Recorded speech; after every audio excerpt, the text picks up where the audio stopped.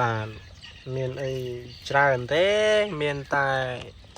សម្លស្ងោរមាន់ជាមួយនឹងបាយសអមជាមួយនឹងកាហ្វេអាម៉ាហ្ស៊ូនហើយនឹងមានកូនសោអឹមជីមួយយើងមានអីបង្អួតគេអញ្ចឹងទៅក៏មានចេះតែបង្អួតទៅអាណាច្រិញក៏ច្រិញទៅខ្ញុំច្រិញខ្លួនឯងដែរមានរបស់បង្អួតគេច្រិញចំបើមកមកអ្វីដែលខ្ញុំបង្អួតគឺបង្អួតបាយមានរាល់ល្ងាចផុសក៏រាល់ល្ងាចហើយអ្នកណាមកអាចមកបានអញ្ជើញមក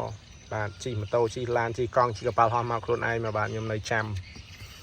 មានអីច្រើនទេបាទអញ្ចឹងសូមអរគុណសូមជម្រាបលាសុខសប្បាយទាំងអស់គ្នាជួយ follow និងជួយចុច subscribe channel YouTube និង Facebook page ខ្ញុំផងបាទសូមអរគុណសូមជម្រាបលា